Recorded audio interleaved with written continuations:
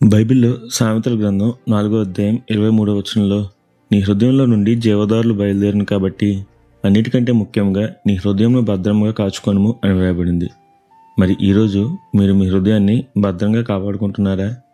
అయితే వినండి, ఈరోజు దేవుడు మీతోనే మాట్లాడుతున్నాడు. మరి ఈ రోజును దేవుని వాక్య ధ్యానంతో ప్రారంభిద్దామా?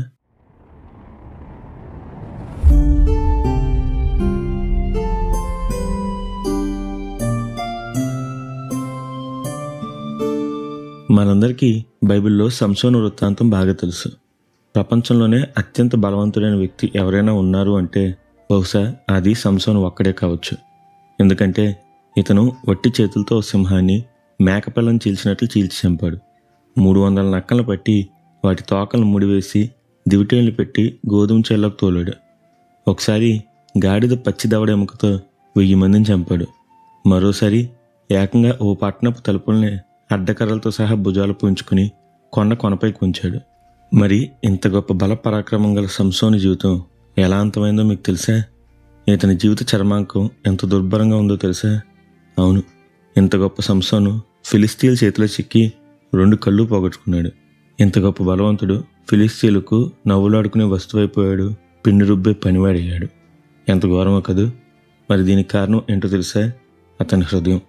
అవును, మొదట సంసోను ఫిలిస్తీన్లో ఒకరిని చూచి ఆమెను ఇష్టపడ్డాడు. వద్దని చెప్పినా సరే ఆమెను వివాహం చేసుకున్నాడు. అయితే ఆమెతో కాపురం చేయకుండానే గొడవ పెట్టుకునేసరికి ఆమె తండ్రి ఆమెను సంసోను స్నేహితుడు అనుకున్న ఒకనికిచ్చి పెండ్లి చేశాడు. ఆ తర్వాత గాజాలో ఒక వేశ్యను చూశాడు. సోరేకు లోయలో డెలీలా అనే ఒక స్త్రీని చూసి ఆమెతో పోయాడు. ఇలా చూసిన ప్రతి ఒక్కరిని మోహించిన సంసోను మహాబలవంతుడైన తన హృదయాన్ని భద్రం చేసుకోలేక బహుగా పతనమయ్యాడు. చూసారా, మహాబలవంతుడైన తన హృదయాన్ని కాచుకోలేని కారణంగా తిరగల విసిరే పనివాడయ్యాడు. అనేకులు హేళన చేసుకునే గుడ్డివాడిగా సంసోను మారిపోవలసి వచ్చింది. దీనికి కారణం తెలుసా? మొదట అతని హృదయం, రెండవదిగా అతని హృదయాన్ని ప్రేరేపించిన కళ్ళు. అందుకే ప్రభువు మన కళ్ళను దేహానికి దీపాలు వంటివి భద్రంగా కాపాడుకోమని చెప్పాడు. అలాగే హృదయం కూడా ఘోరమైన వ్యాధి గలది అని అన్నాడు. కాబట్టి మీ కండ్లను, హృదయాన్ని, తలంపులను ప్రభు చిత్తానికి లోపరచండి. అప్పుడే ఆయనే వాటిని తృప్తిపరుస్తాడు.